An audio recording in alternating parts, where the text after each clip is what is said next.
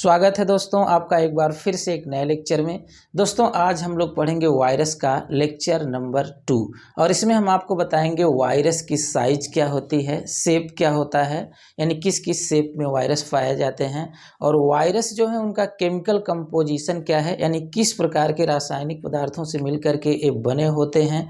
बाकी इनका genetic material क्या है, किस तरह के वायरस में डीएनए होता है, किस में आरएनए होता है और कौन से वायरस में डबल स्ट्रैंडेड या सिंगल स्ट्रैंडेड डीएनए या फिर डबल स्ट्रैंडेड या सिंगल स्ट्रैंडेड आरएनए होता है और कैप्सिड क्या है, कैप्सोमियर क्या है, ये सारा डिटेल हम पूरा आसान तरीके से आपको समझाएंगे। अगर आपका बेसिक नहीं क्लियर है तो भी सारी चीज़ें आपको समझ में आ जाएंगी, आपको किसी भी प्रकार की कोई दिक्कत नहीं होगी। तो चलिए सबसे पहले हम देखते हैं वायरस की साइज क्या है। बाकी इसके पहले हम एक लेक्चर और अपलोड किए हैं जिसमें आपको हम ये डिटेल दिए हैं वायरस की खोज वगैरह से संबंधित, यानी बेसिक जानकारी। वो लेक्चर अगर आप नहीं देखे हैं तो देख लीजिए, तो ये ज़्यादा क्लियर आपको होगा क्योंकि वो बेसिक चीज़ें थी।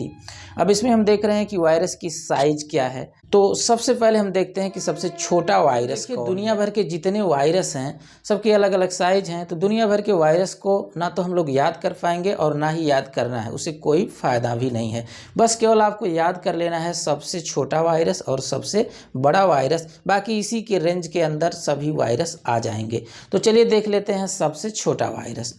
अब सबसे छोटा वायरस जो है वो है foot mouth disease virus. Foot mouth disease virus, ये बीमारी का नाम आप सुने होंगे, जिसे खुरपका मुंहपका कहते हैं। जानवरों में होने वाली यह एक बीमारी है जिसमें जानवरों के मुंह या खुर पक जाते हैं, जानवर खा नहीं पाते हैं, लार गिराते रहते हैं। तो उसी का जो वायरस है वह है फुट माउथ डिजीज वायरस और सबसे छोटा यही वायरस है जिसकी साइज होती है 20 म्यूलियम, यानी कि 20 माइक्रोमीटर। ये चीज़ें आप याद रखेंगे। सबसे छोटा वायरस कौन है?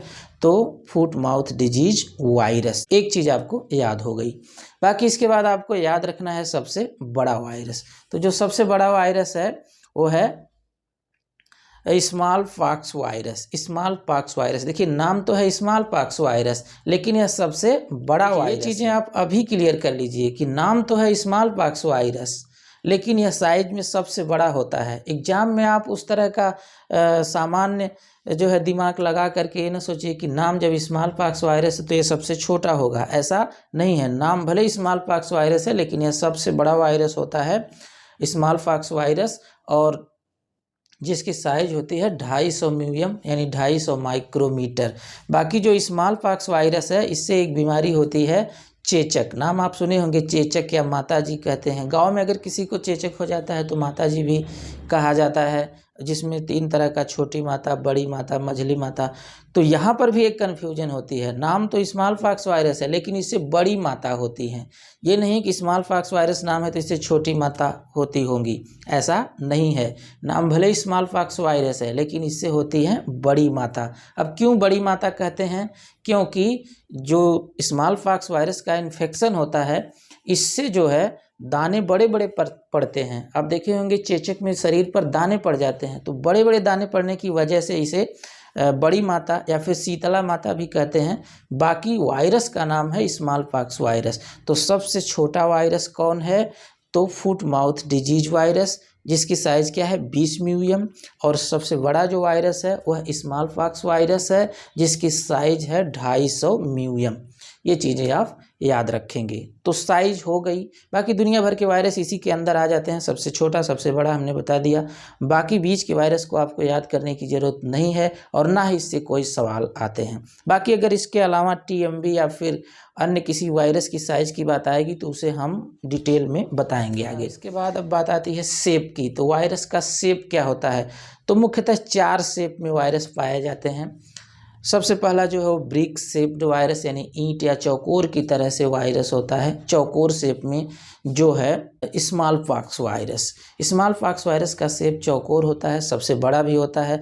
यानी कि आप स्मॉल पॉक्स वायरस के साथ 2 चीज़ें याद रखिए। एक तो यह सबसे बड़ा वायरस है, दूसरा यह ब्रिक शेप का होता है, यानी ईंट की तरह से होता है। अगला आप सिर्फ याद रखेंगे स्फेरिकल यानी कि गोलाकार वायरस। गोलाकार वायरस जो है वो है इन्फ्लुएंजा वायरस, जिससे जुकाम होता है। अब गोलाकार कैसे याद रखें, जैसे गले में ही तो जुकाम होता है, इस तरह से आप याद रख सकते हैं कि गोलाकार वायरस इन्फ्लुएंजा होता है। इसके बाद अगला है रॉड शेप्ड वायरस यानी कि छड़ की तरह से वायरस। तो छड़ की तरह से जो वायरस होता है वो टीएमबी होता है। बाकी अगला याद रखेंगे टैडपोल की तरह से वायरस, टैडपोल लाइक। तो जो बैक्टीरियोफेज वायरस है वो टैडपोल की तरह से होता है, जिसे आप देखे हैं कई बार। आप इसके पहले टैडपोल के इसके पहले आप कई बार जो है बैक्टीरियोफेज वायरस के बारे में पढ़े होंगे। तो वह टैडपोल की तरह से होता है, आप समझ गए होंगे। बाकी टैडपोल क्या है, तो मेढक का जो लार्वा होता है टैडपोल कहते हैं, लगभग मछली की तरह से होता है। तो टैडपोल भी आप इसके पहले समझ चुके होंगे। और बैक्टीरियोफेज भी देखे हैं, तो बैक्टीरियोफेज टैडपोल की तरह से होता है। तो मुख्यतः कितने शेप के वायरस होते हैं, तो 4 शेप। पहला है ब्रिक शेप, जिसमें आप कहेंगे स्मॉल पॉक्स वायरस। और दूसरा जो है वह है स्फेरिकल, जो इन्फ्लुएंजा वायरस। और तीसरा है रॉड शेप्ड टीएमबी, इसे हम विस्तार से आगे समझाएंगे।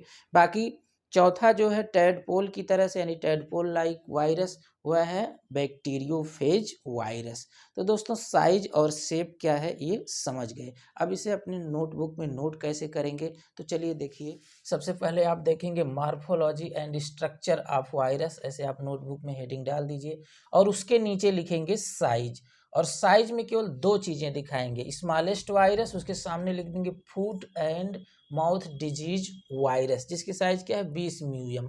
और इसके बाद दूसरा लिख देंगे लार्जेस्ट वायरस इज, कौन सा है, तो स्मॉल पॉक्स वायरस, जिसकी साइज है 250 म्यूएम। ये साइज हो गई। और इसके बाद आप हेडिंग डाल देंगे शेप, और शेप में पहला लिख देंगे ब्रिक शेप्ड यानी ईंट की तरह से वायरस, वो स्मॉल पॉक्स वायरस। और स्फेरिकल यानी गोलाकार वायरस जो है वो इन्फ्लुएंजा वायरस। बाकी rod shaped virus TMB virus. Tadpole like जो है वो बैक्टीरियोफेज वायरस है, वह बैक्टीरियोफेज वायरस है। तो साइज और शेप बहुत ही आसान है, लिख करके 1-2 बार आप पढ़ लेंगे, पूरी तरह से आपको क्लियर हो जाएगा। अब इसके बाद बात आती है केमिकल कंपोजिशन ऑफ वायरस, यानी वायरस का रासायनिक संगठन क्या है, यानी किन रासायनिक पदार्थों से मिलकर के वायरस बना होता है। दोस्तों बिल्कुल आसान है। वायरस के केमिकल कंपोजिशन में केवल 2 ही चीज होती हैं। बाहर से जो इसकी कवरिंग होती है वो प्रोटीन कोट होती है, यानी प्रोटीन की बनी हुई एक कवरिंग होती है। बाकी जो अंदर इसके जेनेटिक मटेरियल होता है वो न्यूक्लिक एसिड होता है। बिल्कुल एकदम सरल इसकी सरल केमिकल कंपोजिशन होता है, कुछ भी इसमें ज़्यादा कॉम्प्लेक्स नहीं है। अंदर इसके जो सबसे मुख्य चीज़ है वो क्या है, इसका जेनेटिक मटेरियल जो डीएनए अथवा आरएनए है, या फिर इसे न्यूक्लिक एसिड भी कह सकते हैं। और बाहर की जो कवरिंग है वह इसकी प्रोटीन कोट या कैप्सिड भी इसको कहते हैं। आगे हम इसको आप समझाएंगे।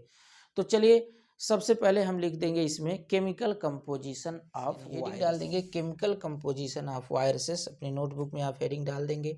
बाकी कंपटीशन के एग्जाम में तो लिखना होता नहीं है, आप सारी चीज़ें समझेंगे तभी ज़्यादा अच्छा रहेगा। नोटबुक तैयार करना है, क्योंकि अब जो है बार बार आप रिपीट करेंगे, उसको प्रतिदिन पढ़ेंगे, दोहराएंगे, तो नोट्स अगर तैयार रहेगा तभी आप अच्छे से क्लियर कर पाएंगे। वैसे तो आप वीडियो भी देखकर क्लियर कर सकते हैं, लेकिन थोड़ा समय अधिक लगेगा।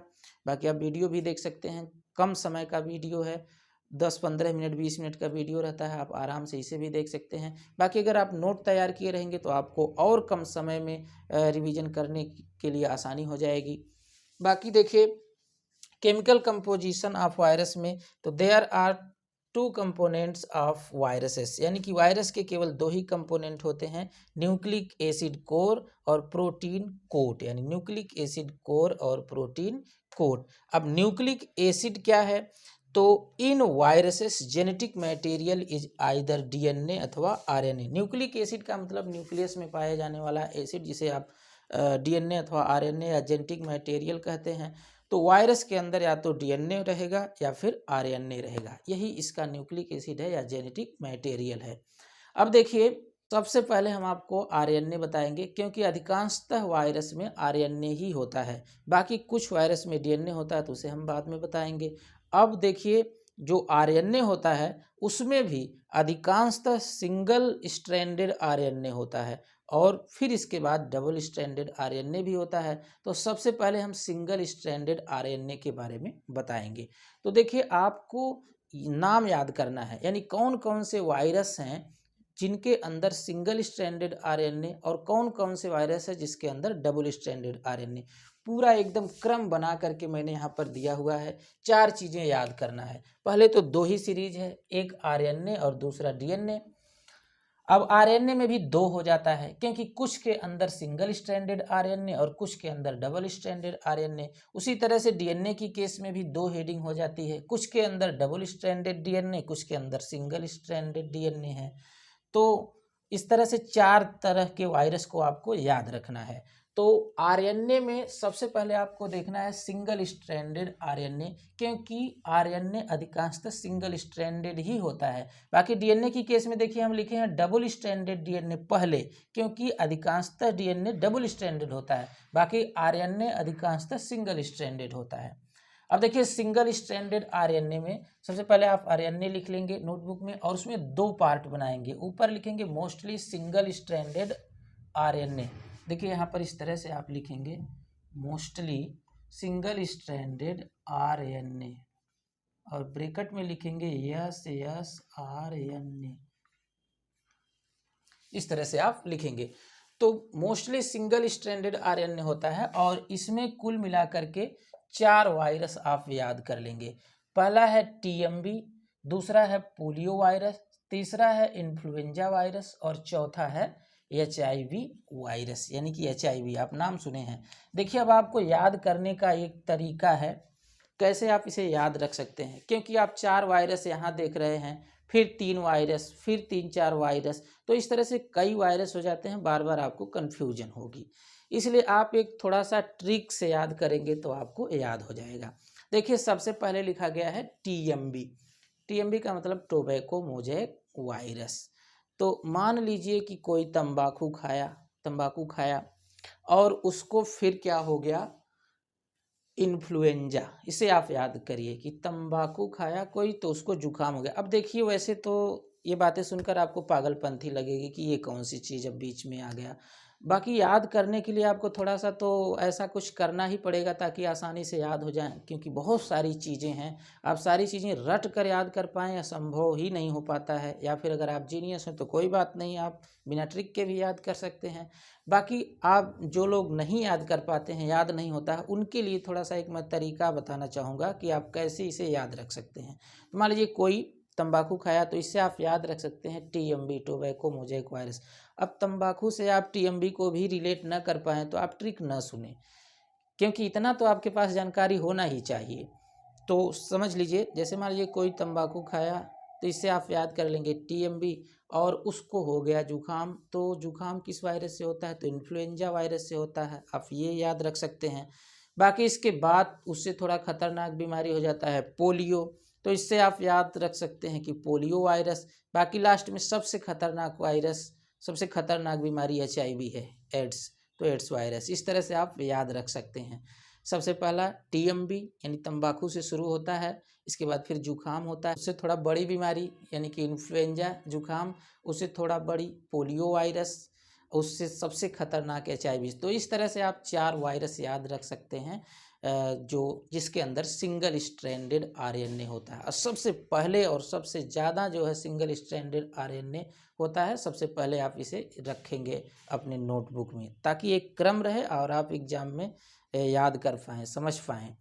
बाकी अगर आप उल्टा पुल्टा लिखेंगे, किताबों में मैं देख रहा हूँ सब में एक लाइन से ऐसे लिखा हुआ, कोई क्रम नहीं बना हुआ है, तो इससे दिक्कत होती है याद। इसके बाद आप देखेंगे, हाँ एक चीज़ यहाँ पर देख लीजिए, एचआईवी के साथ आपको एक चीज़ और याद रख लेना है, कैरी रिवर्स ट्रांसक्रिप्टेज एंजाइम। तो जो एचआईवी वायरस होता है वो रिवर्स ट्रांसक्रिप्टेज एंजाइम कैरी करता है, इसके पास होता है, और यही जो एंजाइम है ये आरएनए को डीएनए में चेंज करने का काम करता है, कन्वर्ट करता है, ट्रांसक्रिप्ट करता है।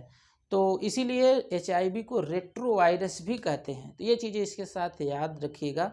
कभी कभी ये रिवर्स ट्रांसक्रिप्टेज से संबंधित सवाल भी पूछ दिए जाते हैं एचआईवी के साथ। आप एक चीज़ यहाँ ये भी याद रखेंगे। बाकी डबल स्ट्रैंडेड आरएनए में डीएसआरएनए, डीएसआरएनए का मतलब डबल स्ट्रैंडेड आरएनए। उसी तरह से यहाँ सिंगल स्ट्रैंडेड आरएनए को एसएसआरएनए लिख सकते हैं। इसमें आप याद रखेंगे उंड ट्यूमर वायरस जो एक प्लांट वायरस है, इसके बाद फिर रियो वायरस है और इसके बाद फिर राइस ड्वार्फ वायरस है। उंड ट्यूमर वायरस, रियो वायरस और फिर राइस ड्वार्फ वायरस। तो जिस तरह से आप इसके पहले वाला ट्रिक देखे थे उसी तरह से आप यहाँ भी थोड़ा सा समझ सकते हैं। उंड का मतलब जैसे किसी को चोट लग गई, किसी को क्या, एक मान लीजिए कोई रिया है उसको चोट लग गई तो उंड ट्यूमर वायरस हो गया, चोट लग गई, उंड का मतलब क्या है, चोट है, तो उंड ट्यूमर वायरस। फिर रियो है, रियो वायरस से आप याद कर लेंगे रिया को मान लीजिए चोट लग गई और फिर इसके बाद वो चोट लगने के बाद चावल खाई, या याद कर सकते हैं चावल नहीं खाई। आपको केवल चावल ही ख्याल रखना है, बाकी खाई नहीं खाई से क्या मतलब है। तो डबल स्ट्रैंडेड आरएनए में आप जो है 3 चीज़ें याद रखेंगे। किसी एक लड़की को चोट लगी रिया को, और रिया से आप याद कर लेंगे रियो वायरस, चोट लगी इससे उंड ट्यूमर वायरस। बाकी इसके बाद वो चावल खाई नहीं खाई आप कुछ भी कर सकते हैं, वो है राइस ड्वार्फ वायरस। तो ये डबल स्ट्रैंडेड आरएनए, ये 2 चीज़ें क्लियर हो गई। बाकी इसके बाद बात आती है डीएनए की। तो the viruses containing DS DNA, यानी कि वायरस, ऐसे वायरस जिसके अंदर डीएस डीएनए यानी डबल स्ट्रैंडेड डीएनए होता है, उसे कहते क्या हैं, the viruses containing DS DNA called caulimovirus, caulimovirus कहेंगे। ऐसा वायरस जिसके अंदर डबल स्ट्रैंडेड डीएनए होता है उसको कॉलिमो वायरस कहते हैं। अब आरएनए की केस में मैंने सबसे पहले सिंगल दिखाया, सिंगल स्ट्रैंडेड आरएनए, फिर डबल, लेकिन डीएनए की केस में मैं सबसे पहले डबल दिखा रहा हूं क्योंकि इसकी संख्या अधिक होती है। तो इसमें आप याद रखेंगे उदाहरण के लिए कली फ्लावर मोजैक वायरस, फिर डहेलिया मोजैक वायरस, फिर मिराबिलिस मोजैक वायरस। इसका भी आप अपने हिसाब से कोई ट्रिक बना करके याद कर लीजिएगा। तो कली फ्लावर मोजैक वायरस यानी कि गोभी, जो फूल गोभी है उसमें बीमारी फैलाने वाला एक वायरस है, तो कली फ्लावर मोजैक वायरस। और इसके बाद फिर है डहेलिया मोजैक वायरस, इसके बाद है मिराबिलिस मोजैक वायरस। इसमें डबल स्ट्रैंडेड डीएनए होता है। अब बात आती है सिंगल स्ट्रैंडेड डीएनए। तो देखिए the viruses that containing single stranded RNA DNA, single stranded DNA, इसे क्या कहते हैं, तो इसे कहते हैं जेमिनी वायरस। इसे कहते हैं जेमिनी वायरस, यानी कि ऐसा वायरस जिसके अंदर सिंगल स्ट्रैंडेड डीएनए है, ऐसा वायरस जिसके अंदर सिंगल स्ट्रैंडेड डीएनए है उसे जेमिनी वायरस कहते हैं। अब उसके अंदर उदाहरण क्या है, तो बैक्टीरियोफेज फाई। अब बैक्टीरियोफेज के कई प्रकार हैं और जिनके अंदर सिंगल स्ट्रैंडेड डीएनए होता है। तो पहला है 5x174, M12, M13 और फिर इसके बाद है S13। तो ये सिंगल स्ट्रैंडेड डीएनए के उदाहरण हैं। एक बात आप और याद रखेंगे, यूजुअली बैक्टीरियोफेज है डीएस डीएनए, जिसके अंदर सिंगल स्ट्रैंडेड डीएनए होता है वो तो हमने यहाँ पर नाम नोट कर दिया है। बाकी इसके अलावा बहुत कई तरह के वायरस होते हैं बैक्टीरियोफेज के अंदर, तो उनके अंदर सामान्यतः डबल स्ट्रैंडेड डीएनए पाया जाता है सामान्यतः। तो ये चीज़ें आप याद रखेंगे। अब इसके बाद आती है प्रोटीन कोट। जैसे आपने यहाँ पर देखा था कि केमिकल कंपोजिशन में 2 चीज़ें थी, there are 2 component of viruses, nucleic acid core और प्रोटीन कोट। तो न्यूक्लिक एसिड कोर तो आपने पूरा देखा, बाकी प्रोटीन कोट में कुछ ज़्यादा कम्प्लेक्स नहीं है, केवल 3 चीज़ें याद रखना है। पहला तो याद रखना है कि जो इसके बाहर की कवरिंग होती है प्रोटीन की, उसे कैप्सिड बोलते हैं, और कैप्सिड छोटी छोटी इकाई से मिलकर बना होता है। अमीनो एसिड, कैप्सिड क्या है, एक प्रोटीन है, बाकी जो इसके अमीनो एसिड होते हैं जिनसे मिल करके बना होता है उन्हें कैप्सोमियर कहते हैं। बाकी कुछ वायरस ऐसे होते हैं जिनके कैप्सिड के बाहर भी एक कवरिंग होती है, उन्हें कहते हैं लिमिटिंग मेम्ब्रेन, या फिर क्या कहेंगे, मैंटल कहेंगे। 3 बातें क्या याद रखना है, पहला तो वायरस की जो कवरिंग होती है उसे कैप्सिड कहते हैं, और वह कवरिंग जिस यूनिट से, जिस इकाई से मिलकर बनी होती है उसे कैप्सोमियर कहते हैं। बाकी कुछ ऐसे वायरस होते हैं मैमल्स के अंदर, मैमल्स पे बीमारी फैलाते हैं, उन वायरस के ऊपर यानी उसके कैप्सिड के बाहर भी कवरिंग पाई जाती है, जिसे आप क्या कहेंगे, मेंटल या फिर लिमिटिंग मेम्ब्रेन। आप ध्यान से समझें, सामान्यतः तो वायरस इस तरह का होता है, ये इसकी कवरिंग है और इसके अंदर ये जेनेटिक मटेरियल है। तो इसका जेनेटिक मटेरियल क्या है, न्यूक्लिक एसिड कोर है। ये डीएनए अथवा आरएनए हो सकता है, या सिंगल स्ट्रैंडेड, डबल स्ट्रैंडेड, कोई भी 4 तरह का मैंने चारों दिखाया है। बाकी जो इसके बाहर की कवरिंग है इसको प्रोटीन कोट बोलते हैं। प्रोटीन कोट, यहाँ पर 2 चीज़ें दिखाया था मैंने, 2 चीज़ें हो गई। बाकी कुछ मैमल्स के अंदर जो वायरस होते हैं उसमें एक तीसरी और कवरिंग पाई जाती है, जिसको लिमिटिंग मेम्ब्रेन कहते हैं या फिर मेंटल कहते हैं। तो ये चीज़ें आप याद रखेंगे। लिखेंगे कैसे, देख लीजिए।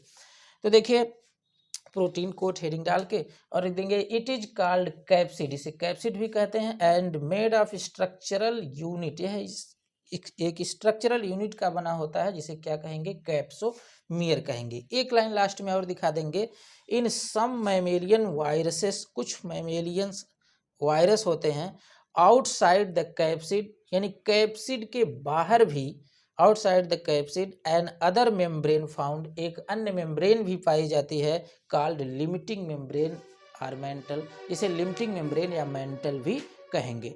तो इस तरह से वायरस की साइज, शेप और केमिकल कंपोजिशन आप समझ गए हैं। अगर क्लियर ना हो पाया तो एक बार आप और वीडियो देखेंगे तो 100% आपको क्लियर हो जाएगा। बिल्कुल आसान है, नोट आप बनाते जाइए स्क्रीनशॉट ले ले करके। बाकी जब एकदम पूरा कंप्लीट हो जाएगा वायरस, तब आप पढ़ेंगे तो आपको एकदम अच्छे से समझ में आ जाएगा कि हाँ, सारी चीज़ें हमको क्लियर हो गई हैं। किसी भी तरह का कोई भी सवाल बचेगा नहीं, सारे सवाल आप बना ले जाएंगे एग्जाम में। तो बाकी मिलते हैं नेक्स्ट वीडियो में, तब तक के लिए जय हिंद।